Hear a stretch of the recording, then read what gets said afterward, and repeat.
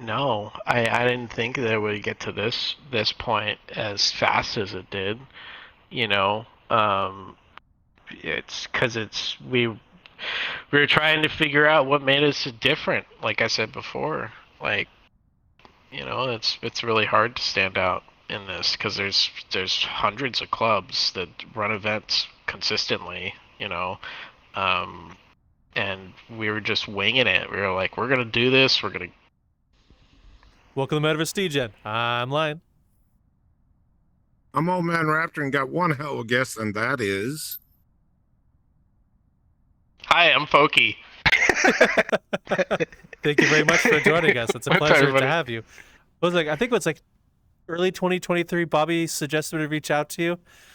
It's a long time coming. Yeah, it was a long time ago.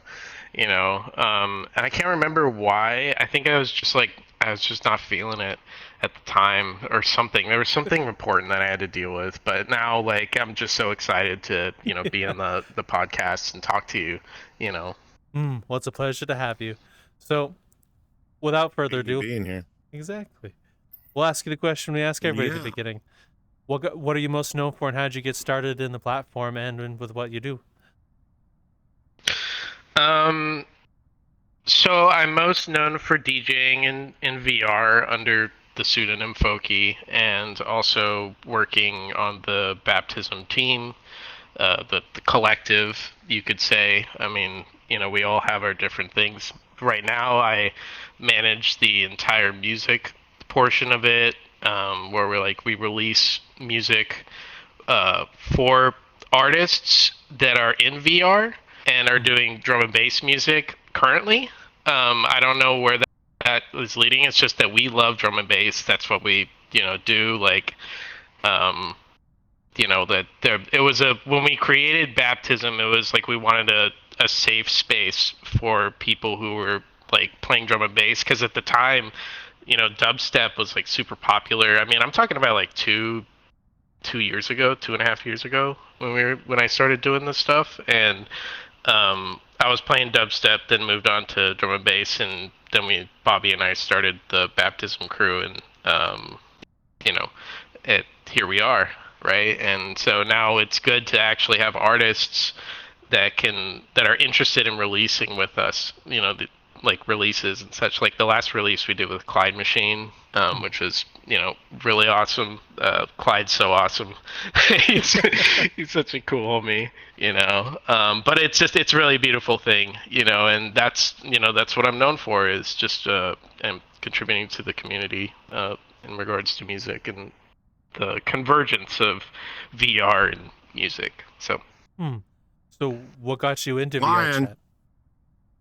Fine, you must go through a lot of holy water.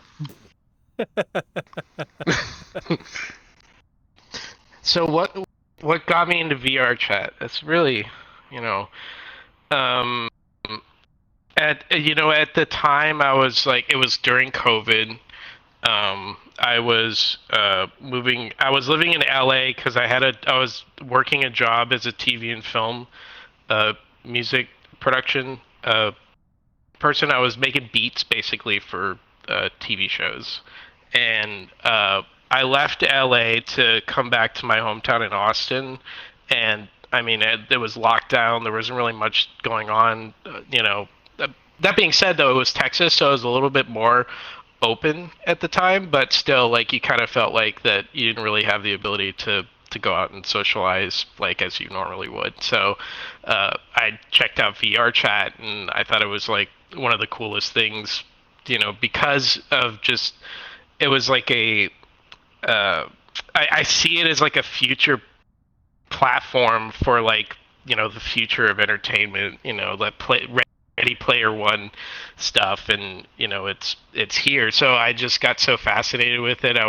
was like one time, like, I was just, it was I can't remember the world, but it was like a castle world, and there was like music playing, and then like when you press the button, the stars kind of like moved around, and it was very beautiful. And I cried. I was like, this is crazy, that this is like in a game where it's free. It's a free game, and people can like interact with each other in this medium. And you know, I think after that I was like on VRChat for like 3 months straight. I got all the gear, you know, I got the VR stuff. I roll desktop now because, you know, with the events and such, I have like 3 screens going to make sure that everything like doesn't hit, you know, hit the fan. But I have all the gear and stuff, and you know, it's a technology that I'm fascinated with, and I can't wait to see where it takes us. You know, there's so much more to this. So from when you first entered back during COVID, yeah. Since it goes, you don't go too far. What's the weirdest thing you ever seen in VR? I can't tell you that.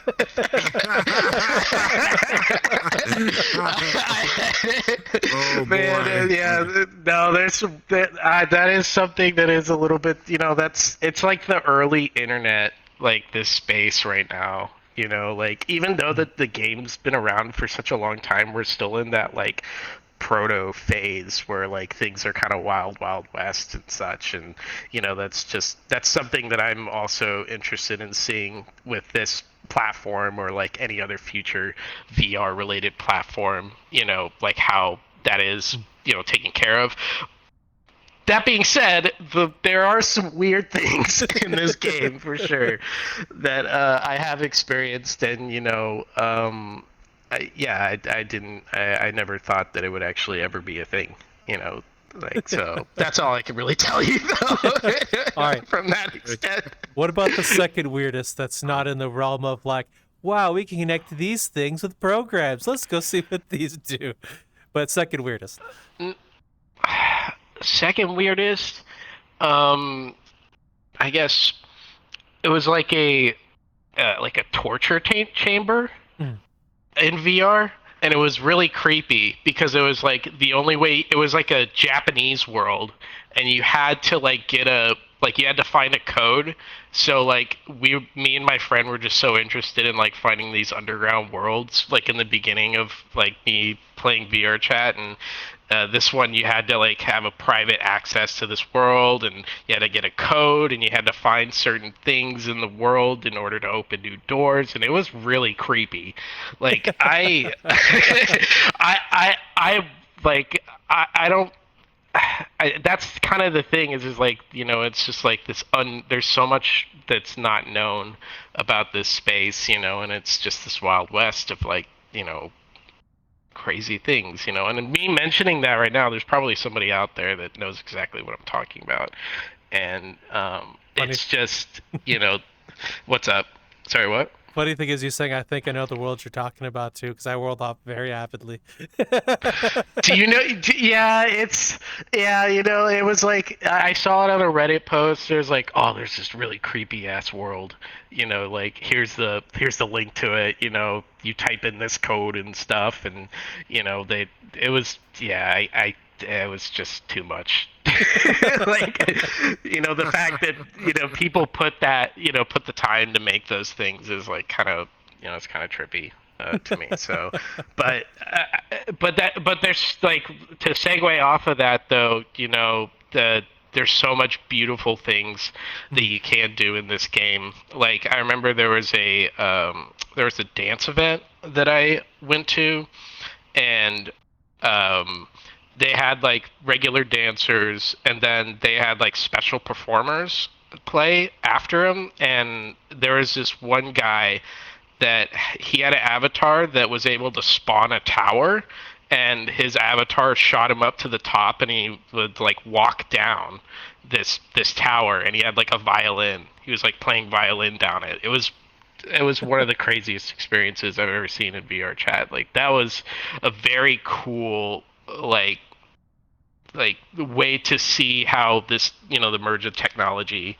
and, you know, music and performance is like so possible in this space, you know. So yeah, that was probably one of the more beautiful like music related things I've ever seen in this game. So from back when you first entered VRChat during COVID, how did you find your way into the rave scene? Like, how did you get with things with baptism and into the whole that side of VRChat? It was in what is it? The pub? It's like that pub or whatever. I forgot The Great Pug? Do you know what it's like the Great Pug? Yeah. And it was like at the top of it was the top floor of that world. And there was like some furry dude that was like, "Oh yeah, I'm going to a rave show." And I'm like, "They do raves in this?" And they're like, "Yeah, you should come check it out." And and I went and I was like, "Oh, it's like a legit venue and there's like music playing and visuals and lasers." And I was like, "This is genius," And for background, I used to DJ it was from 2010 to 2013. I was a dubstep DJ. I did like 2 tours in the South, from LA to Atlanta.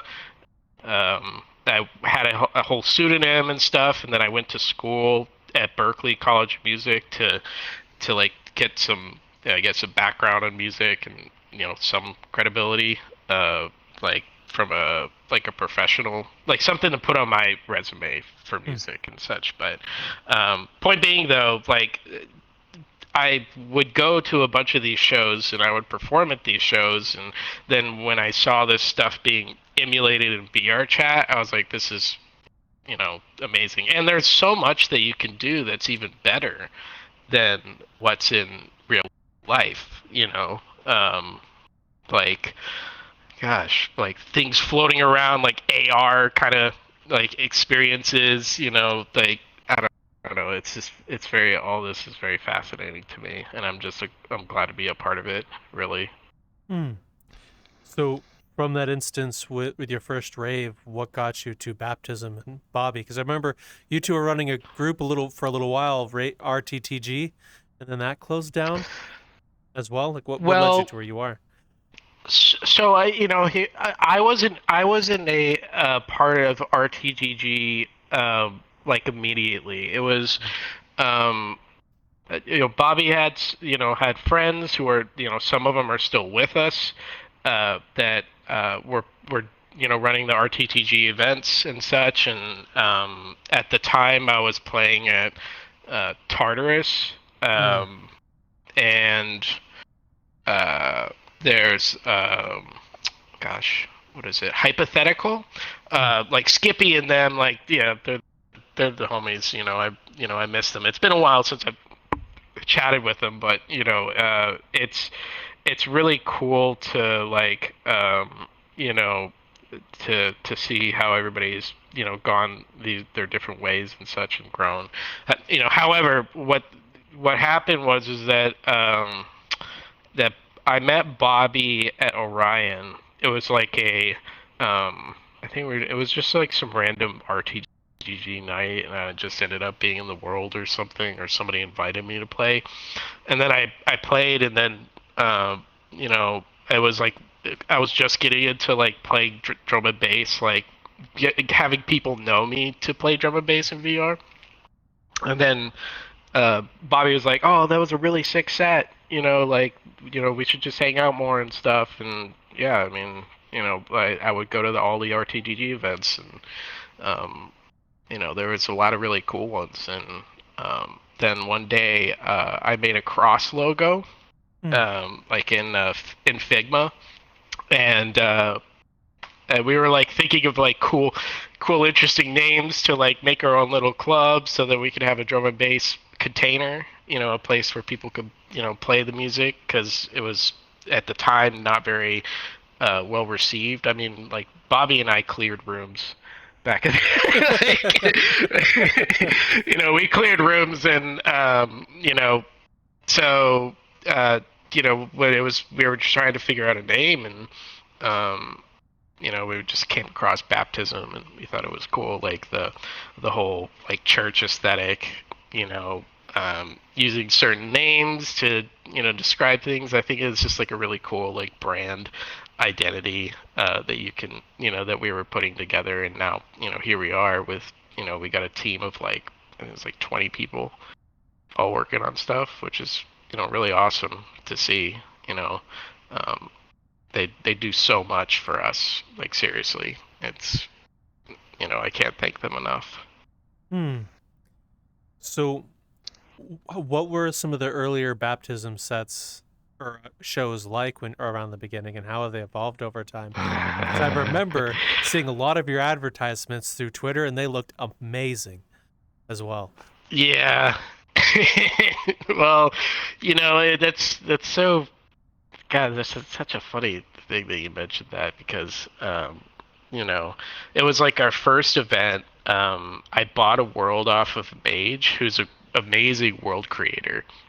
And I have nilch knowledge like some of these world creators. I was just like, we need a world. I wanted to get one, and we had a place, and it was the like old. It was like one of the cyberpunk worlds. A lot of people would go to it, but basically we just made the world red and like rearranged a couple things and put the baptism logo in there. And at the time, we were really trying to push like a lore thing, like that that you had to earn the baptized role in the Discord by doing certain things at the events and like interacting in certain ways. And I had some cool ideas about it, but those things didn't come to fruition just for we wanted to keep it short and sweet and simple. And then when we started working with Sardonic, we started realizing like not only the stuff that we do right now is niche, what we were talking about in terms of creating this like more immersive like adventure experience within an event was like pushing the boundary even more than just like performing in VR, right? Like when we talk to people that are like artists that perform for us, they don't even I knew that this was a thing, that people congregate to these shows in like online settings, and everybody's got gear and looks like that they're actually there in these worlds.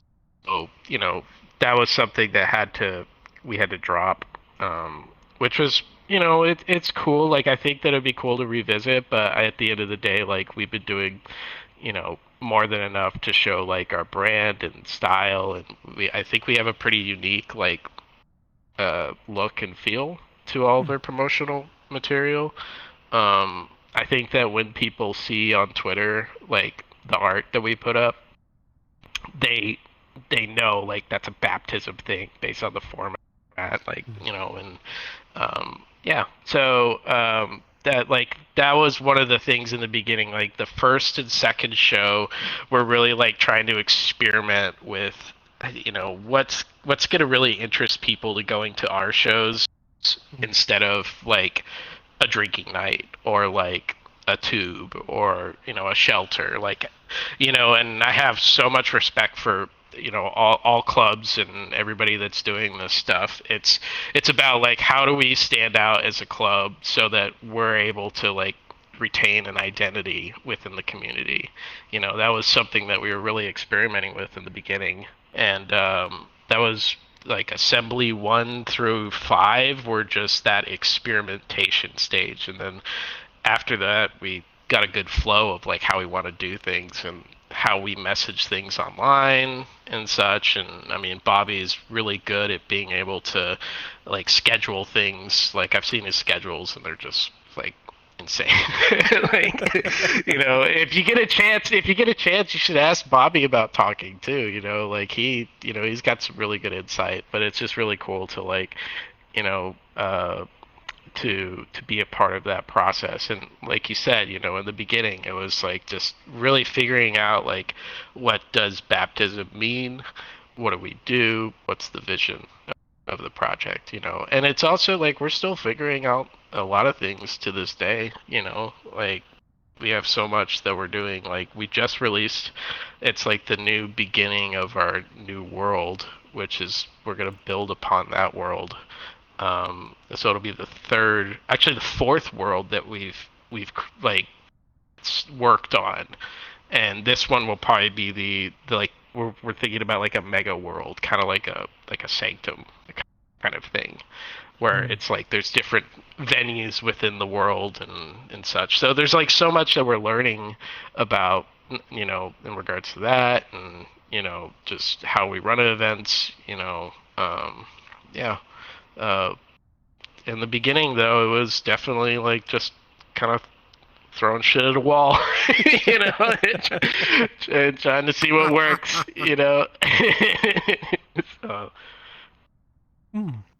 So I do have another fun question, and some of the ads. Now, I'm sorry, Bobby, if I'm going to butcher this, and I probably will. You have a slogan, "Get baptized." Where did that whole slogan and idea come from for your promotions?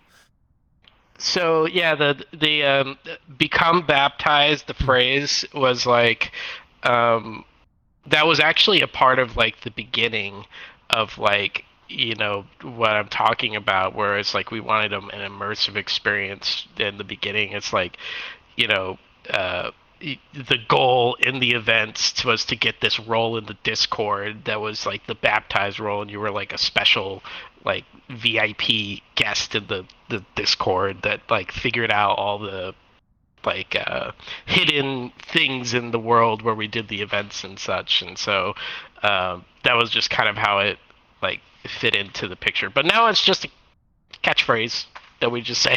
It's like, oh yeah, come to our events, become baptized, become one of the community. Nothing more than that now. But that's how it started. It was just like the concept of us having that immersive experience within a show. Like, I was thinking of ideas like, oh, you walk over to this corner and you point at a book, and it's something that you can click and it opens up, and then it has like text in it, very like gosh, I can't think of the word, but like the messaging, people would have to figure it out offline and all that stuff, and then just like a lot of coded kind of things, so but yeah, I mean, now it's just a catchy phrase, be baptized. Come to our events, be baptized in the glory of drum and bass, the heavy bass, that kind of vibe. So did you, when you first started created Baptism, and you started doing the drum and bass theme, how was it received initially, and has it been more accepted? Is it more accepted now than what that kind of music was in the beginning? Yeah, I mean, the brand itself, we have to always be just mindful of not offending anybody, because we are using religious themes with it. So that's something that, in all of our promotional stuff, we're making sure they're like, yeah, we have these tidbits that we like, aesthetics, it's a very, like, it's an art thing that we're working with, but at the same time, we're not overly like blasting, that vibe onto people. We want it to be an inclusive space. It's just that we like these aesthetic like tidbits within that. But I mean, the drum and bass was just literally you keep on doing events. You have a consistent schedule. People talk about it, they go to it, and then you can make a difference. In like the music community, and that's what we've been working on doing, is just like spreading the music that we love in this community. And specifically, Bobby and I, we wanted to spread the music in the US times, because drum and bass is a popular genre in the EU, but not so much in the US, at least at the time when we started Baptism. Now things are changing quite drastically. And I mean, people have played drum and bass like forever, like, in the US, but there has been a resurgence of the genre in the US with artists like Reaper, and like it's just really cool to like see that, and then be a part of that process of just like getting more people interested in the genre in our time zone, right? I mean, but in like Europe, they go crazy, like they love that stuff, so I mean, that's where it comes from, right? So like, and also we have to do it justice as well, as much as we can, because that we love the genre, we love the music, and we just want to expose people more to it. So I think it was just a process. It took a little bit of time for people to really get on board with it, but I mean, it's heavy bass music, so we were able to draw people from the dubstep scene to come to our events and such, and they find that interesting because of the similarities in sound design and such. It's faster music, of course, but it's just there's a bridge that can be built between those two scenes. So I'm going to ask something that I think Bobby hinted at in the episode we did with him second time a long time ago. And if I may get the conversation mixed up as during the show or after the show, I'm so sorry, Bobby, but I'm curious. It's been a year. Curiosity's been eating at me since you said something. Oh, did y'all do a show? Did y'all already do a show? We did 2 shows with Bobby. He was one of the earliest people we had with him.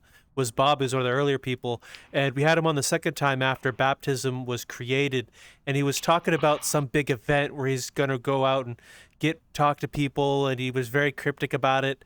And I was curious as how did that whole thing go? Well, yeah, that's that was the Ascendance. That was our first Ascendance and such. It's fast. It was awesome. That was a very amazing experience. We did so much to prep for that, and we really what Bobby was. When I say we, of course, like Bobby, he does the event stuff, but we're all in discussion together as a collective of like what kind of artists we want to, bring to the table and such into the scene. And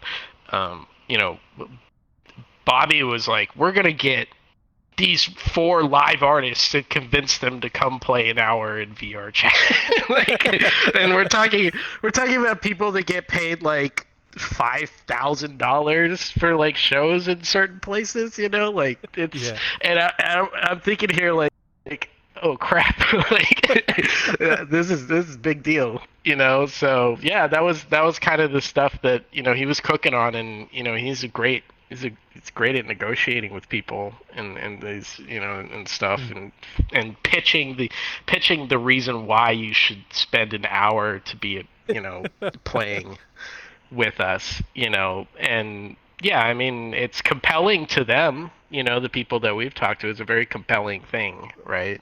So, but yeah, the Ascendance one, that was what Bobby was really cooking at that time. If you're talking about, it was a year ago, like. Yeah, because he was like, I remember him mentioning he's going to go talk to people. There's some really cool event. He was very cryptic, and he piqued my curiosity, but I never followed up with him of what it was. Was the negotiation successful? What was the event like? How'd it go? I mean, it was amazing. Like there was, the list was refreshed, like regularly because of like, this person may not be able to make it. This person said yes, and then they couldn't make it like at the, at a certain time frame, and it probably stressed Bobby out like a lot. I definitely know it stressed Bobby out a lot, because he's somebody that plans these events way ahead of time and all this stuff. And when we're working with with these artists who have no idea about how to even work OBS, how to add a person in VRChat, how to there's so much logistics, because in most of these people that are coming in, like Zardonic is a different case, because Zardonic's already played for like Sanctum. But when we brought Red Pill, which is one of the people that played at the first Ascendance, he had like a default avatar. We were trying to make sure that he could, how do you type in a code, and you're just click your mouse here. It's a very stressful situation. So point being though, with the planning stuff, that's it was a refreshed list, but we got a list together and we were able to pull it together, and it was an amazing event, you know. And we're on the third. We've had the third Ascendance, and there's many more cool shows to come, you know. Wow. So, what was how long was the event, and what were the outside artists' experience, especially if they were new, with Baptizm and VRChat? Well, so the first, it was so me, Bobby, I think it was four VR DJs, four live artists. I think it was like an 8 hour event. And I remember we were talking about it. We were like, yeah, we can't do 8 hours. Like, it's a lot. You know, there's some places they could do it, but like that was quite a bit. You know, and we had to accommodate because most of those artists were in the like EU time, so we had to do like an earlier set for it. But it was about an 8 hour block of time, and it was received really well by the people that performed. You know, B Complex. You know, we stay very connected. You know, and like Red Pill always loves playing with us, and Magnitude is somebody that we've been very, you know, in like conversations with about the VR stuff and his interest. Bobby does the Evo Chamber, like social stuff, and you know he's, you know, it's a very it's very cool to see that people are responding, like professional people are responding to this in a very positive way, you know, with with with what it is, right? You know, like I was saying, it's the Wild West, like, and it's like just imagine being in the shoes of an artist who plays around the world or whatever, and then gets an email from some people like, "Hey, do you want to play in VR chat?" like that's a crazy thing. That's a crazy thing to think about, you know. Like these people, they don't game. They're not really part of this like community. Some of them do, but you know, there's definitely been times where, you know, we've tried to pitch the idea and they're like, "Yeah, I don't get it." Right? Like why? Like why would I play in VR when I could just go to a real life event? And it makes sense for them because that's what they do, like for their job, you know, like they can just go where they want, you know. But it's just you have to do a good job at like pitching it in that way, and I think we did a good job doing that up to this point. How was the? I got a question for you, Line. Shoot. I got a question for him. When you are performing and stuff like this, what do you get out of it when you see the crowd on the moving around, listening to your music? I just love playing music. I mean, I started DJing like in 2010, and you know, I told y'all I was, you know, doing the dubstep stuff at that time period. And it was more like 2008 I was learning it, and then picked it up over a 2 year period, and 2010, 2013 talked to the right people, performed and such. However, the thing that I really do like is just, you know, seeing people enjoy the music. Like, you know, we're not getting paid to do this stuff. We do it for the love of it. You know, we really do this. We work a lot. Like, this is like for some people, like it's a second job kind of, you know. And we have to always remind them, like, look, like, you know, this is still we're still like a, you know, like it's like a Silicon Valley startup kind of vibe. It's not exactly, you know what I'm talking about though. It's like we're really you know, trying to build something from the ground up in such a very unique space. And yeah, you know, I really enjoy you know, I enjoy the compliments from people on like a set that I perform. You know, it makes you feel like I still got it, man. You know, I still got it. You know, most of my week is just, you know, me doing my UX design work and such, and it's just a good little breather to be able to, like tap into my music passion, because that's my love, you know.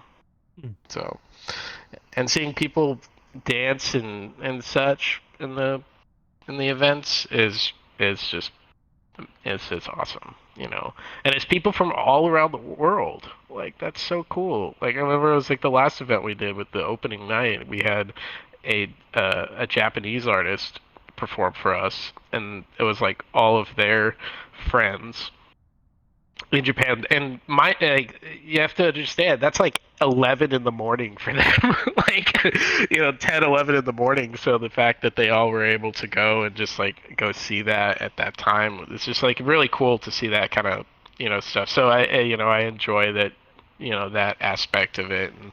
And, when I perform, get to interact with people from, all walks of life. So something you hinted at earlier and you talked a bit about now, what got you into DJing back in 2010 and the music in the real world? And how has your experiences here to VR hark back to that? So in Texas, I'm a big DJ Screw fan. Like Southern hip hop and such, and I that time too, I was listening to like Scream, Benga, Rusko, and such on YouTube, and I just thought, oh, I thought this would be really cool to do. Before I was just like, I was playing in bands and such, like playing guitar, and then I was hearing this, and like the hip hop stuff, and then like dubstep, and I got a pair of decks, and that's really kind of just, I got addicted to it. Spent hours and hours trying to beat match, figure out like, oh, this track works with this track, yeah, it's a labor of love, So that it's that's what I would say about it. I started, really listening to a lot of hip hop, a lot of Southern hip hop, and started chopping and screwing, and that helped me learn a little bit of the mechanics of like how to beat match and such, and I use that knowledge to this day in my performances. So, but like in terms of what it's like in VR, it's just there's so many technical barriers to make this stuff possible for like a seamless experience for the and y'all have been to events, this, like the stream cuts out because of something that has nothing to do with anybody at the event. It could be like a server issue. Like, that doesn't happen, of course, in real life. It's like, there's so many like these odd little things that you learn about and the capabilities of what we're working with, and that's definitely something that that's different about performing in real life as opposed to performing in VR.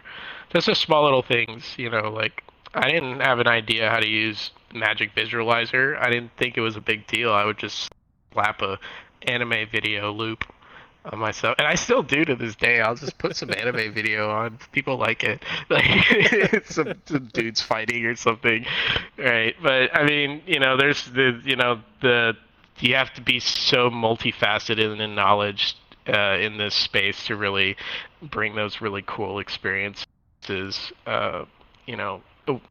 In this space, like people using crazy visuals that sync with audio and stuff. I've only been really getting that down myself, right?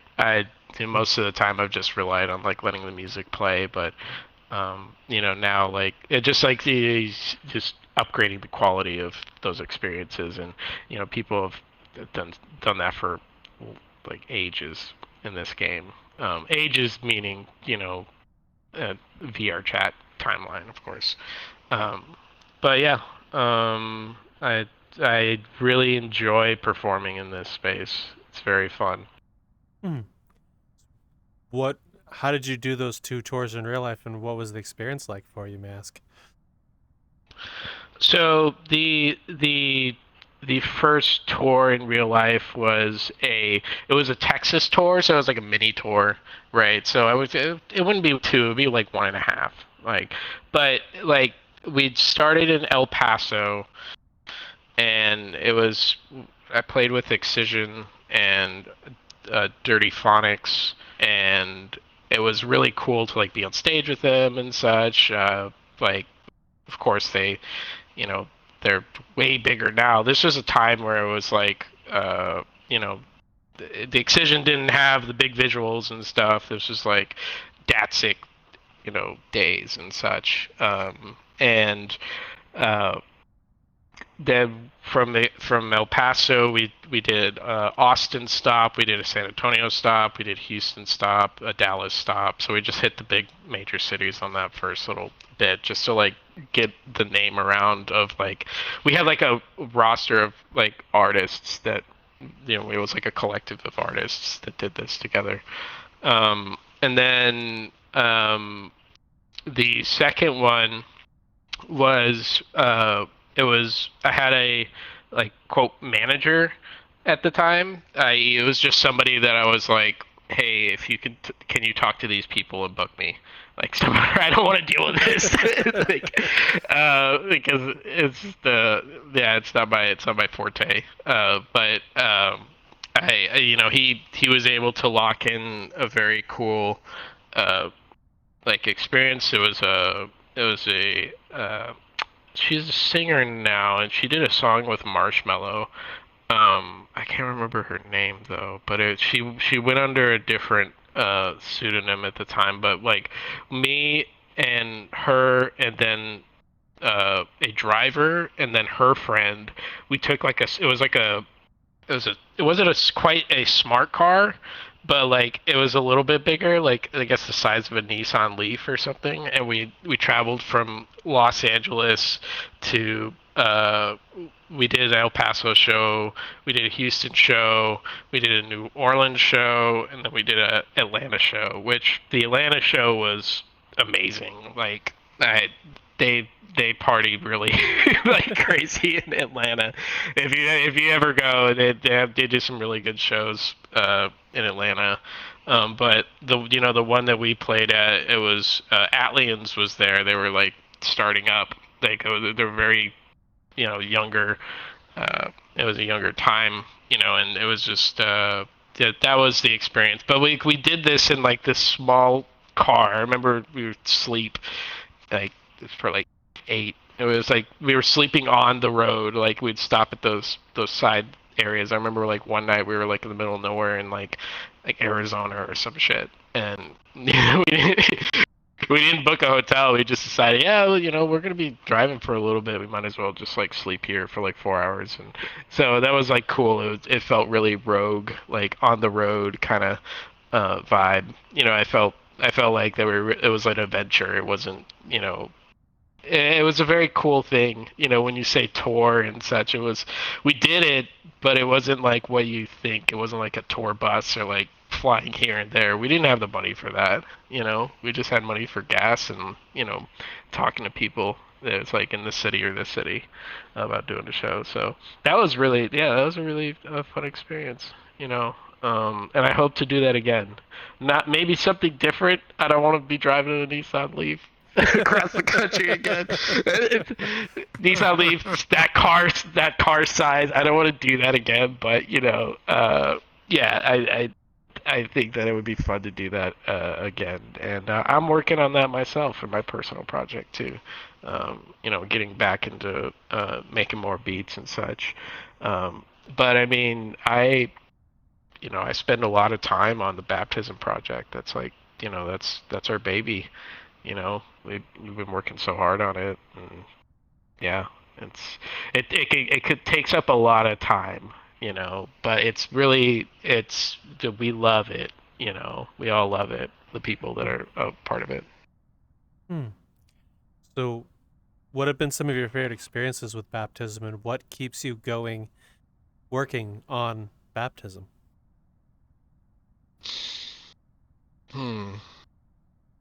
Keeps me coming back. I mean, because like it's something that we created, so it's like it's just cool to see. It's like it's like seeing a child grow, and like become an adult, and you know, it's I love that, you know, for us to really like learn so much about like not just like VR related things, but these things that we can take on into the real life when we start doing real life shows, because that's like the ultimate goal is like we find a way to really just, you know, get out into real life and you know, do that. And we've done a couple like real life related things, but you know, we really want that to be the like end goal, is like, I guess you could say, kind of what Shelter does with like ShelterCon or something. You know, like they have their VR events, and then they have the IRL events and such. And yeah, I mean the things that I love about coming back to Baptism is just the music, the aesthetic, the people. Like I everybody that I've interacted with, like at the events, I've never had like a bad interaction at one of our events, and it's just, I think that we're doing a good job at like garnering that kind of community. Maybe other people's experiences are different than mine, but you know, just like me going onto the dance floor and then, you know, just being able to chat to people, they may not even know I do any of the work in the background and such, but like, I'm listening, and like, you know, everybody's seems like they're having a great time, and you know, I love that for everybody who goes to our events, you know, to feel safe.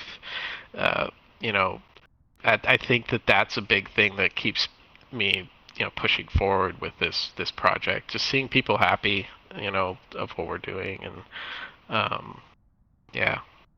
Okay. Now, did you ever expect to be getting in with Baptism and running a community when you first hopped in? And how different was the experience from DJing to being in a running a community in Baptism? Well, like, I mean, you know, Bobby and I, it was literally like Bobby and I started this. It was just the two of us, you know, like it was, we had to figure out who we wanted to invite, you know, into like a staff, because that, you know, at the time Bobby was running RTTG full time. That was his project, right? And you know, as things grew with Baptism, those priorities shifted, right? Just because of, you know, there's such a time commitment that needed to be had if we were going to make this, you know, successful. So I guess I went off on a tangent there. Can you like repeat the question though, like specifically, like, because you're saying like, yeah, go ahead and just, Of course. yeah, sorry. Don't apologize for tangents. It's what Raptor and I both enjoy. It's how we learn things. So don't worry about that. Yes. The question was, how is your view on, or did you ever expect to be where you're standing with Baptism? And how is your view on the whole scene and what you have been doing changed since you started running a community like Baptism?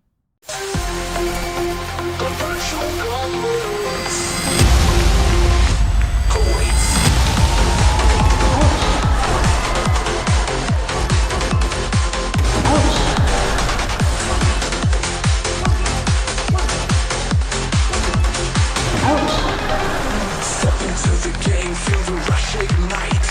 Digital battlegrounds, neon in the night. Adrenaline surges, heartbeats collide. Ready for the challenge, no place to hide. The virtual gauntlet awaits. Dive into the fray. Feel the power, feel the thrill, light up the way. In this realm of fights, the legends are made. Push the limits, let the fire invade.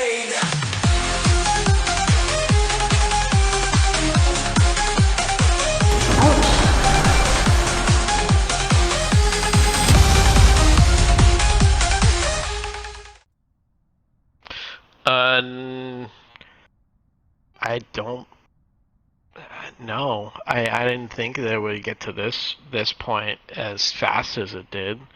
You know, it's because we were trying to figure out what made us different. Like I said before, like, you know, it's really hard to stand out in this because there's hundreds of clubs that run events consistently, you know, and we were just winging it. We were like, we're gonna do this. We're gonna give it a try and see how it is. And you know, thank goodness that Bobby has experience like building communities already.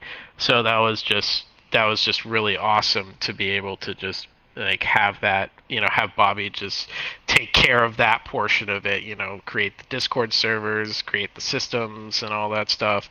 And then I was able to focus on like the music related stuff and, you know, really like the brand stuff in the beginning, right? Because we didn't have Yeb, who is one of the is the third high priest. We have like a role in our Discord as a high priest. So Yeb became the third high priest, and he runs the art portion of Baptism. But before that, it was a you know, me being like working on the look and the feel of the brand and such, and I was just grateful to have Bobby have that experience to like build the community, and he already had a network of people, so it was like just kind of onboarding people from his community over to us, and you know, the crossover. So, but yeah, you know, with RTDG, it did, you know, it's not a thing anymore, but you know, it's still like, I think it could have been still around if, you know, people had the time or they wanted to put the full commitment into doing both. But yeah, it just, yeah, when we started talking to like real life artists and, you know, doing those shows, it started to get, you know, more serious with things. So yeah, you gotta put your energy where you think it matters, right? Understandable. So during the whole time experience between what you do with music and baptism, did you have any times of self-doubt or tough goings with what's going on? I mean, we still do to this day, you know, like, and I know it's so minuscule, and I know that it shouldn't really matter, like, you know, when you're talking about like, oh, having a packed lobby or whatever like that, but you know, those kind of things, like, you know, it just makes you a little bit, you know, doubtful of like, are we doing the right thing? Like, what are we doing wrong? What are we doing right? You know, it's really hard to pinpoint that because it's such a fluid thing. I mean, there's events that we've done that haven't been always the best, you know. Some that it had nothing, like none of the artists that we brought on, it had nothing to do with them. It's literally just like, you know, it just it's just uncontrollable things, right? And so you can get doubt from that, you know, like in the initial part, right? And then you kind of take a step back and you're like, okay, there's really nothing we can do about it. You know, the only thing we can do is just move forward and stay confident in what we're doing, you know, because you know it's like, don't let those small things, you know, get to you. So I would definitely say that there have been times where it's been like, oh man, this is rough. This ain't this. You know, that if you do like something like a, you know, you have like a big event and then you transition into one of the more regular events and such, and you're trying to you're putting two and two together, you know, you can get stressed out. You're like, how can we do more? How can we get that same energy that we did the last event, right? And sometimes it just doesn't, you know, it doesn't click, you know, but it doesn't mean you should stop.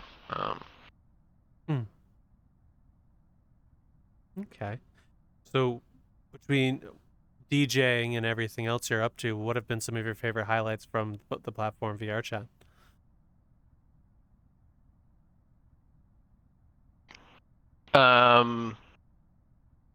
The like, sorry, can you explain that? You mean the Oh, of like course. the different Favorite- kind of other exterior? Everything you've been up to between DJing and baptism, what have been some highlights of things you remember, things that have stuck with you over the years? Well, yeah, just a lot of like these immersive worlds, avatar creators, world creators. I have the utmost respect for them, and they deserve to be paid for the work. The fact that people are, I mean, there's like world creators that are like creating these amazing worlds, and they could have like a full-time job doing this for a game company. I know this because I work for a game company. And so like, and seeing the talent that the people that work on these things in this game is just so it's fascinating. And the like, for example, like there's like worlds where you can like fly jets and such, and it has like all the controls in it, and you can ride sleds in the snow, and take roller coasters, like all those things, and you can I don't know, it's just really it's really cool. There's like there's one map where it's like Sword Art Online or something built Very into recently. VRChat. Very recently, we actually Like- talked with the people, Argus, who run that, and it's a fascinating thing they're doing. I agree. Argus, Project Outcry. Yeah. Yeah, that's right. Yeah, gosh, I haven't engaged with that community. However, I have been in that world, and I've like sat in that world like with my VR gear, imagining myself in like Minecraft. Like, it feels really it's a very that's what I'm talking about though. It's just like that. There's so much more than just like shows in this game, of course. There's and the world building and the art behind it. I have a lot of respect for the world creators, the ones I've worked with on baptism related stuff. Their knowledge is immense. And Kryptonite, as the other high priest, he is our main dev lead for creating worlds. And when I chat with him about stuff, it's he's extremely smart. And by the way, we got accepted to VCAT, so we will have a booth at VCAT. Yeah, so we'll have a booth there. Yeah, I'm really excited about that. I still have no information yet on what we're supposed to do, but I think we'll figure it out eventually. But yeah, it looks like we'll have a little booth at VCAT to showcase like, I don't know, some music related stuff and some assets that crypto's been working on. So yeah. So I can actually give you some information, though I must also preface this. I don't work for Hickey, but they have, I believe today, as of this recording, have released the first part for booth building, which is through a browser. And there are very little assets for it yet, but over time, they're putting more assets into it. And I believe soon they will be releasing the whole uploading your own booth, but I have no information on that yet. But straight through the website, you should get all of that information for that. Okay, good. Yeah, because when I was seeing it, it was just kind of a like just like it's throwing shit at the wall. Like, it's VCAT. This looks cool. I'll see if my pitch works. I'll go into my AI tool, figure out how to type in Japanese. I'm learning Japanese slowly, but it's much more difficult. So like, and then when I'm seeing the VCAT form, and they're asking for like a Japanese description in the form. There's like a section on it that said like put your description in Japanese, and I'm seeing this and I'm like, oh, what am I getting myself into? But it worked out. I communicated our idea for baptism, and yeah, I heard there's some other clubs that are going to be featured too, which is going to be really cool. So, but yeah, that's some new news. We didn't post anything about it. I told Bobby specifically, I was like, don't post anything just don't post anything right now. We'll post it when we know exactly what we're doing. Well, You know, I think it's very so- exciting that you guys are in VCAT. I remember it was mentioned that they need more people to fill the slots, so I just kind of did the normal thing I sent it to everybody. I'm glad you guys got in. That's amazing, man. Congrats. Yeah, that's great. Grads. Yeah, first round, I was, I like I said, I was just like, this is, this is cool. I know what this is. I'm gonna give it a shot. And then I just was in the chat with all the high priests. I was like, hey guys, I just applied for this thing. And they're like, okay, cool. And we got approved. And I'm like, what? Like, okay.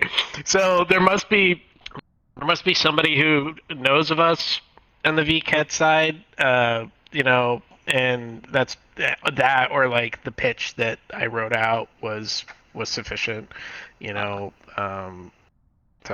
I hope so. I hate to be a downer but it on looks like that we part. did. I hate to be a downer of that part, but it's a lotto. I believe they do a lotto system. It's all randomly selected. Really? It's Yeah. just, oh, okay, all right. Well, I guess we got randomly selected to do this. All right, let's go. That's very fun. Like to actually be a part of it. I know that it said that somewhere. I just literally was like, oh, VCAT, type in this website. Sign up. And we got it. I'm surprised we got it in the first round because I hear people didn't get it and they have to reapply or something like that. Yeah. There's like multiple rounds, right? I think there is multiple rounds too, and I think each world has like maybe 45 slots, and I think hundreds, if not thousands, of people have applied for booths and slots for Music VCAT. So yeah, it's very slim, in which at least I think it's very slim. I'm sorry, Piki, if I get butchering that wrong, but congratulations, man. Honestly.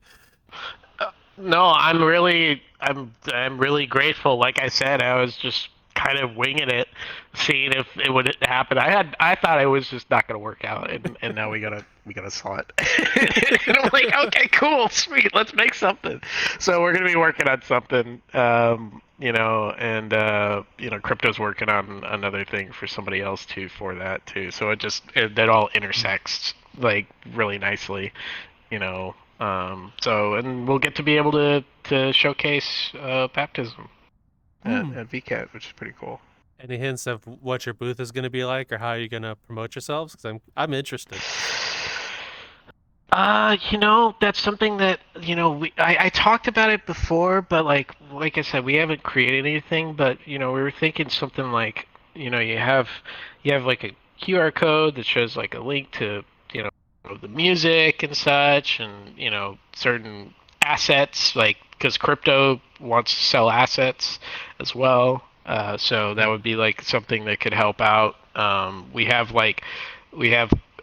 custom speakers that we've created with our Baptism logo on it and such. That might be part of the thing that is sold and such. There's the just because it just was like the application stuff was, gosh, it was like a week or two ago when it started. The application, like applying opened up, right? So we're still figuring out exactly what we're gonna put in it, but crypto has a couple things that we can put in it. But we really I think it will be a cool idea.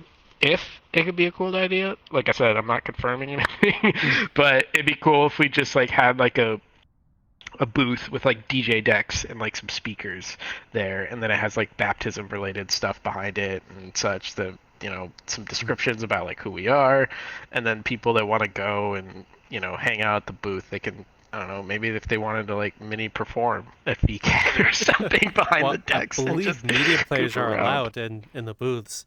I believe, or some variants of videos or media players. Don't quote me on that, but I believe that'd I be read really fun. Yeah, so you could do some semblance of a show, but I'm not sure how it works.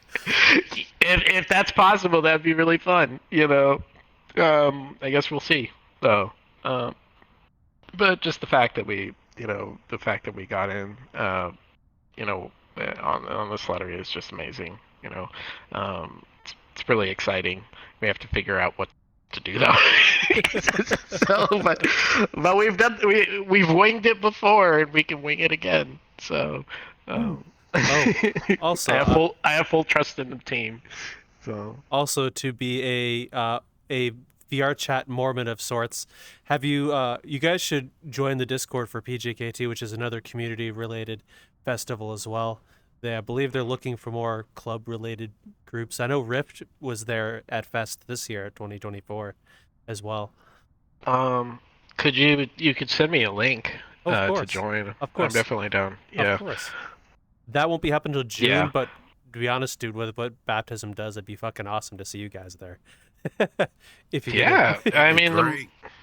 the more that we can, spread spread what we're doing is great, for us, for the community that we built. We just want to bring good vibes and drum and bass to people. So So what is coming for you guys with Baptism in the next year? Because as if this video releases in about November, is there any cool things come up people could look forward to, or anything that you? Unfortunately, things I cannot share. But here's the thing though. I will tell you that it'll be a second. It's like Bobby speaking through me right now. Like it's like we got something cool that we're cooking. Just wait. Just like when he came on your podcast for the first time, I'm doing the same thing right now. We got something cooking, and it'll be it'll be an amazing experience for sure. Yeah, just keep your ears open. I mean, it's gonna be. It should be. We'll be announcing it fairly soon. So, yeah, that's all I can say. So, but yeah, I'll get. Can't blame me for trying. Damn. No, I'm like I'm looking at the schedule. I'm like, I can't. I'm sorry. Don't be sorry. I very much understand, man. I very much understand. Yeah. But yeah, it's gonna be great though. 2025 is gonna be an amazing year for sure. So you guys have things planned out to next year already? I mean, Bobby plans out every DJ's set. I think it's like, if we're looking here, like applications, they go out for like 6 months out sometimes, like because we're so infrequent with shows, right? Because we only run shows monthly, so like there's some people that have played like a year ago, they still haven't played again, just because we have this format of like doing monthly shows. It's worked for us, but yeah, it's like, when you want to play for Baptism, it's gonna be like we're telling you like, okay, you're booked in, like if someone like went on the application now, they're like, okay, you're booked for July. It's like, oh, shit. You're like, well, okay, I guess I have time. Time to DJ, I guess. Yeah, but yeah, it's just the way it is. But that is how Bobby functions though. When he's booking events, he's really thinking far ahead of like on the event side of things, and I think far ahead too on like the music release side of things. We have like the portion that I run now is like it's an indie label portion of Baptism now. So like any artists that want to release music, they can talk to me. They can send me music. We have an application process as well on the Discord, and we're actively seeking artists that want to release with us. And I've already got next year's schedule booked out. I just need artists to send me music. So that's my pitch. That's my pitch to YouTube and the world. Well, that's awesome. When did this indie label thing start, and what inspired this aspect of Baptism? Well, with my experience in music and TV and film music and like sync licensing for all that. And, like, I learned so much when I was doing that job in LA, and I taking that knowledge and applying it to a music label so that we can help promote VR artists, people who just perform in VR and they produce, they just don't have like that outlet to get their music out, or they don't have the knowledge of like how to like get royalties on songs, like how to protect your content, right? Those things, like I learned about those things at my, when I was working in TV and film. And it's just really we have like 8 songs already released. So it was like around like January of this year that we started doing releases for songs. And it's just really cool because we're helping promote people who perform in the space, like Ties, Green Elixir, Clyde Machine, hi Clyde, if you see this video, you're the best. Your song's doing really well too, but yeah, we have just Soro, Lifeport. I could, all these people are just really great, and they're contributing so much, and and yeah, this is how the indie label thing is going. It's going really well. I mean, it's the numbers on our YouTube. They're the most that we get on plays. Of course, it's a shorter format than like us posting the mixes and such, but still, like, it's just cool to see that people are going and checking out the content and such, and the artists that we have put on the label, like, and released music with, they like shout out Baptizm. They'll do an Instagram post here and there, and they'll be at a VR show saying, I released this on Baptizm Resonances, which is the name of the indie label, the Resonances, Baptizm Resonances. And yeah, it's cool to see that, I take the knowledge that I learned when I was doing that TV and film gig and apply it to this new medium and help artists get their name out. So. Oh wow! So when you guys first started incorporating that aspect into Baptizm, what was the community's general response to it? Well, like, I think that people are aware that we have it like indie music label thing that we do. We post about it like monthly. We do like a monthly release, and I think people are aware that we have like music up. In the beginning, it was kind of like, oh, is this like a one-off thing or something? We're still experimenting with if it's going to actually be something worth the time to put into, because it takes a lot of organization. Like, I do about as much on the like logistically, Bobby and I do about the same. It's just that Bobby's more up like in the front face of it. I do a lot of back end stuff to be able to get these releases like scheduled. Like, you have to talk to the art team, you have to give them a good amount of time to be able to make the art, and you have to, if you're going to do an animation, you need time for animation, registering the songs, getting it to the distributor, the like all of that stuff, like making sure that it gets released on time, because that's happened before. Where because we weren't aware of schedules, it releases earlier in the EU, and like all that, you have to think about those logistics, and that's been a learning experience for me too. And now we're with Symphonic Distribution, and they've been really helpful in like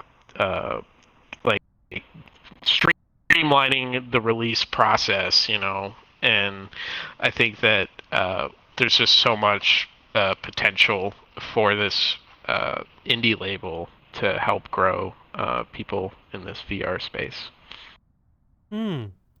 So how do you guys manage and get through all of the organization it takes to run all these things. I've got hints and pieces from everybody what they do, but it sounds like with indie label, the events, all these crazy things you're doing with real life artists, how do you manage all this? Hello, I'm here to interrupt your current video, ask you a favor. Down in the description, down that way, is a link, metaversedegen.card.co, which you have a whole bunch of other places. If you wish to continue following us, we have Twitter, which I run for us, which you get updates and other stuff and random thoughts from me. We have a Discord where Raptor, I, and the entire crew and all the other people we know will be over there hanging out. We game there fairly regularly or hang out in there, so feel free to go over that way and come chat with us. We'd love to meet you. We have a Spotify now. Surprise. Everything from a couple weeks ago forward, we'll have our Spotify content on Fridays. If I remember, we'll put some of our old content forward, but we're going to keep up with our current content on Spotify. So if you wish to watch it there or listen to it there, it'll be there for you as well. Also, we have a Patreon, which we have a whole other show, which we haven't been keeping up with, but we're doing our best. But we have a whole other show there for you as well. We would like to give a huge thanks to some of our supporters over that way, which is Future Oracle, Aliquum, Niche, and Forbidden Zero, all of which we thank you very much for everything, and hopefully we'll see you around and you continue to enjoy the content. Enjoy the current video. Oh boy. Good question. That's why my AI's being baptized. He's got to hope for the best. They're like, hey, that's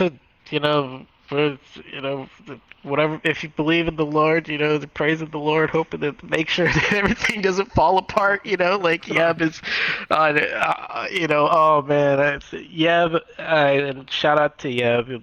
He'll hear this later. But like, I just have to say, Yeb and the art team do so much amazing work. Like they put in like 20 hours a week on like the planning and the conceptual side of things, and the fact that they're being able to do this for the love of it is just such a blessing, and I can't say that enough, and they're probably like annoyed with me at this point. They're like, we get it, Fokie, shut up, like let us cook. I'm like, okay. But really, like there's a lot of planning. We plan very far ahead. We really we're very thoughtful about the process, and I think it shows. So, I think that because of how much time we put into this, people see the results and they respect it. And, that's a beautiful thing, that like we took all this time, hours and hours and hours of thinking about how we're going to make this thing work, and then it happens. It's just, that I'm grateful that people are responding to it in a positive way, Okay. So what have been some of your favorite events that Baptizm has run? And your team's favorite events too. Oh boy. I'm going to go into my Discord here to see which one. Because like we have a list of every past event and each one has a flyer of it. I definitely think that, and like, of course, like I'm gonna say the beginning events were so much fun because it was like us just screwing around trying to figure out what was going to work, what wasn't going to work. However, I think our favorite event, and this was the Ascendance event, the first Ascendance we did was really awesome. However, the Zardonic Superstars VR event was, I would say that's my favorite of all time. Just because we cooked so much, and we were working with like if you look at Zardonic, I think like his top song has like 4 million plays. Like it's kind of crazy to think like we're just throwing up a VRChatworld where only 80 people could join, and you have Zardonic playing a set like in front of everybody, and we did all the artwork for it. We did the videos. We, made sure that the songs that we were going to put in those videos were like, accepted.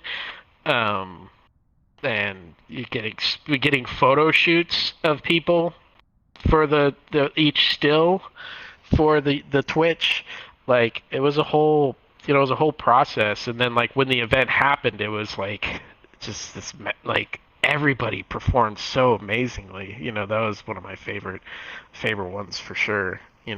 It really felt like you were at a live show, and that's when I was like, yeah, this is really cool. That we're doing this. We're really doing something magical with this project. That's wild that you got to work with people like Zardonic inside of what you're doing. That's amazing, dude. It was like the story that like Bobby met Zardonic by just it was like it was the Sanctus show that Zardonic played, and then apparently Bobby just ended up talking to Zardonic for a little bit, and then they just kicked it off, and then me and Bobby got in a call with Zardonic and just talked about like what we're trying to do and stuff, and he rocked with it, and here we are, and like I send him memes on Instagram, shitty memes. It's kind of cool. It's a really cool thing. To be able to have that, and all of that happened just hanging out in VR. It's pretty cool. It can happen to anybody, really. Whatever genre you're doing. Any people that are interested in like creating a club, you can make it happen. It's literally just consistency. Like just keep on doing it. Like show up. Make sure people know like this time we're doing this. Never give up, for sure. Yeah, there's like we were talking about before. There's definitely times that we were like, shit, this might be the end of it. like, so. But yeah, never give up, for sure. So I have a fun question for you. Is it easy to stand out in the VR chat rave scene where things are very saturated? Can you like when you mean saturated, are you There's referring a lot to of people like doing things at the same time?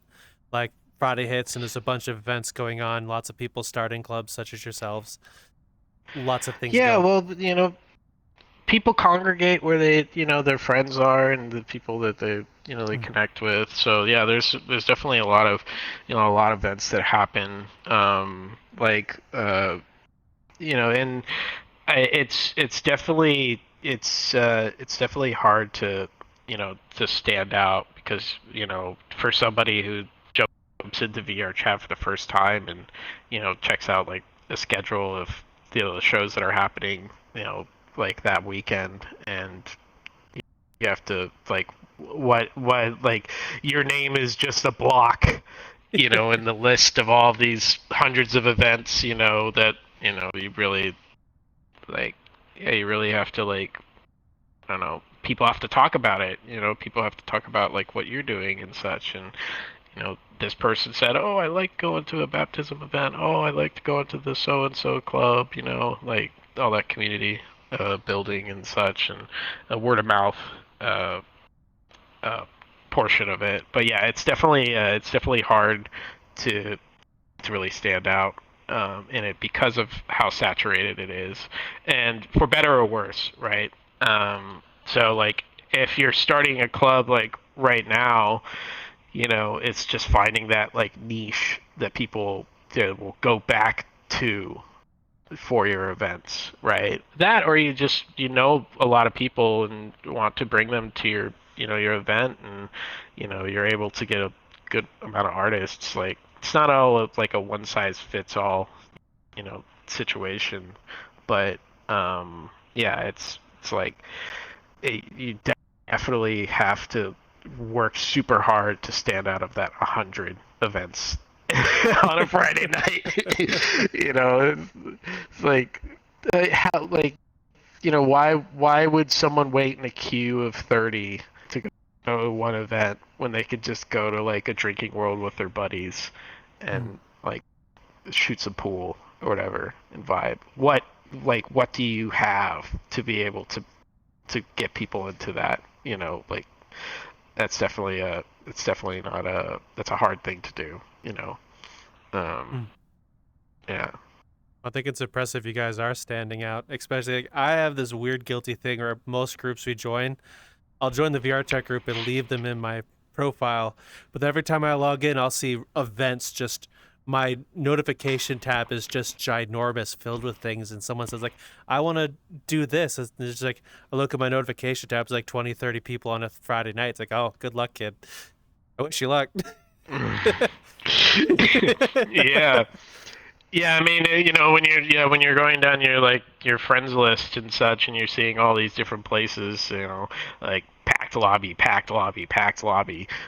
Some, like I said, some drinking world where there's a bunch of people just vibing and stuff. Like there's so much you could do and so much you can choose to do on a Friday night, and so like, yeah, I think that we've made our name to be like hey, if you want to listen to some really crazy ass drum and bass, you come to Baptism. You can stay there for an hour, vibe with it, see if you like it, and then you can head off to wherever you want, or you can stay the entire time. That's awesome. That's always fun. Because we're there all night. We're there all night, and setting up, packing it up, all that jazz. So, but yeah. Okay. So there's another question about your guys' advertisements that I'm kind of interested in. I thought it was really cool and unique.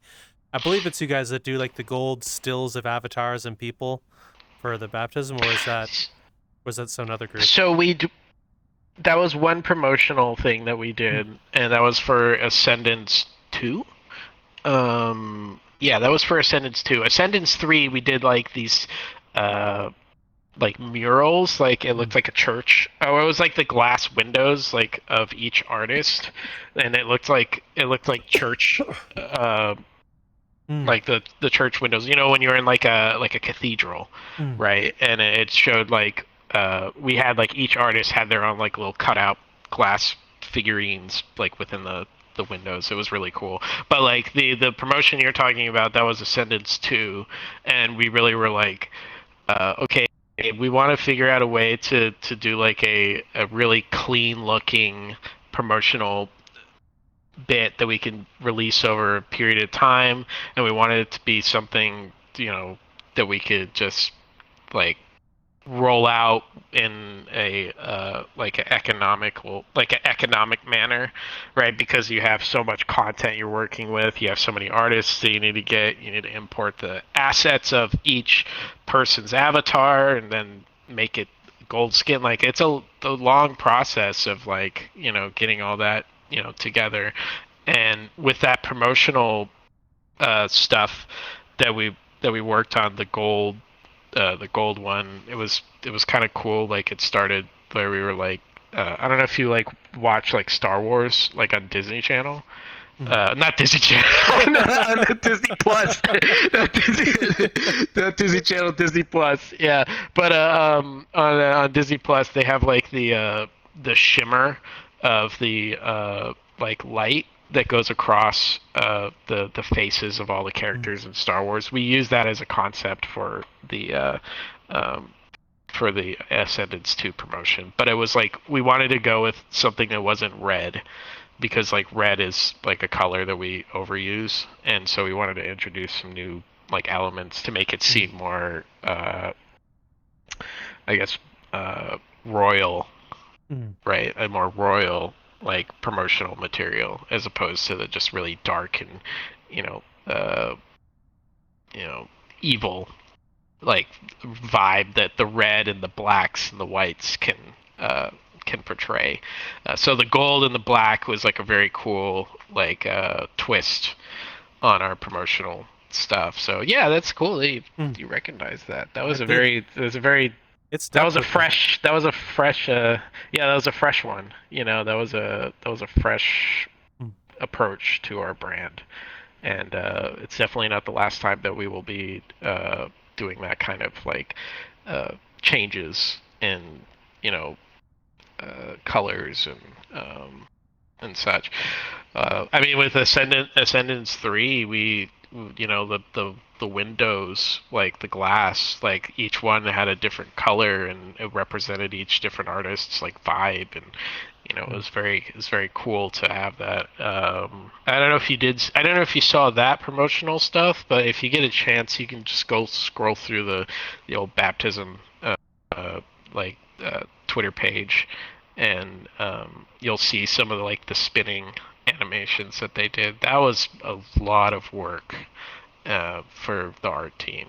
Like, but it worked out. Like in the event that we did, we had a poster that was an animated poster, and it was like each flip of the poster was like a different artist, and it was really cool. So yeah, there's just that's interesting that you remember that promotional like artwork. Yeah, the gold. That gold thing stuck with me. Like at the time, there was so many events going on in my feed, and I saw advertisements and promotions for everything. But there's something about that promotion stuck with me. Like it was very recognizable. It looked really good, and it was awesome. Like something about it stuck with me. So good kudos for you guys for making things that look so nice. Yeah, well, we wouldn't be here without our team. Art team really does a good job on all this. They're super talented.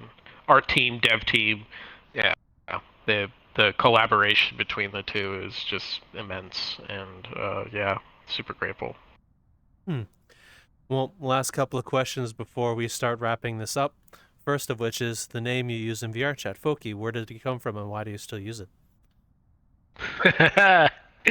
Oh goodness. So it was there was a game called Star Wars Galaxies that I was a big junkie for when I was younger. I mean, I would play like hours and hours. I would buy like a box of Twinkies and just sit and play Star Wars Galaxies, and it was one of the user-generated names, Fokie. It was like the random generated thing. You press a button and it would just randomly generate something, and it was Fokie Yite, and I had that screen name for that game. I used it for my Steam.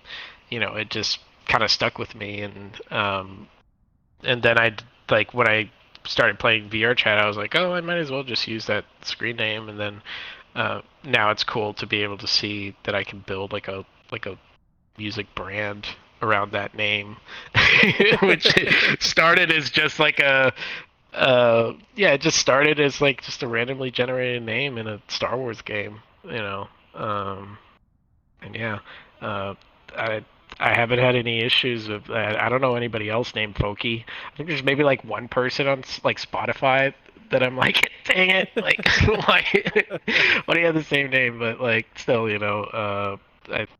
it's cool to have like that. It's like a second identity to me, like a second name. And the last question is the avatar you use. Where did it come from, and why do you use it? Anything about it that means anything to you? Well, this is a new avatar actually. This is Maruru. This is there's a Maruru avatar, you could buy it, and then I just like colored it and put some cross on it. My main avatar has always been a Rusk though. That is how I've always like played in, is a Rusk character, and if you met me like a year and a half ago, my Rusk avatar, that's like a gas mask and like red hair strips and such, and it was that was my first avatar. So this one I like it because it's like it merges like cute with like evil. I don't know. Like, you see this and you're like, oh, I feel like this thing could bite me, but it could also like be cuddly. And So, yeah, I like that juxtaposition of this avatar, you know, and yeah, and I actually like I got a new logo that's got like this character as well. It's a little bit modified. I didn't want to be like, you know, fully the Maruru thing, you know, and I'm all respect to the creator of this avatar, but like, you know, this is starting to become a part of my identity, like this, you know, this character. I feel really comfortable. Do you know what I'm talking about? Like in certain avatars, you feel comfortable in them. This one, I feel like I'm really comfortable in. You know, when I go to places and events on desktop or in VR as well. I very much understand that whole feeling comfortable. I'm the same way in this avatar. I've tried other ones after I found Odo Golden Paw's Foxa model, and it just doesn't feel right. It's like not having your phone in your pocket when you walk out the door. Yeah, yeah, I can see that. I can see that resemblance for sure. Well, Fokie, thank you very much for allowing us to get to know you and hear your tale, where you started to where baptism, all the cool events you guys ran and everything. Thank you for your time. Yeah, thank you. I do appreciate it. Yeah, Yeah, I do really appreciate it. It was really nice to talk to y'all and just kind of, you know, to tell y'all about, you know, who we are and tell y'all about who I am. You know, so yeah. Well, we're honored. And if the audience wishes to reach out and find you or join baptism, where can they find you? So, gosh, why do I have to pull up X? I should know my screen name at this point. If you want to follow me, you can go to @Fokie_X, and there's my Linktree link is in there. And you can go to www.baptismvr.net or baptism.net. www.baptism.net, and you can see the website. We have all the content up there, photos, links to videos, all our socials, and yeah, there's also a link to the Discord. You can join that too if you want to become part of the community and listen to some cool drum and bass. Well, thank you very much, Fokie, and all of those links and stuff will be Yes. down in the description for you down that way, with a bunch of other fun things that I swear get longer as the days go on. But with that said, before we pass it off to Raptor to close us off, I'll ask you the audience a question. As you've been traveling around doing things, what's the most strangest thing that you've walked into? Could be anything from the craziest to funny, or maybe that one time you went into a rave event and met an artist. Whatever it is, something you weren't expecting. We'd love to hear your tale about it in the comments below. With that said, as always, Mr. Raptor, you know the thing. You got it, Lane. No matter what, folks, you be roaming around, and if you bump heads with me, no matter how much holy water you think you can use, you're going to need a lot of it. We'll see you on the flip side. We'll talk to you later. Bye. Holy water, you need some fucking rubbing alcohol.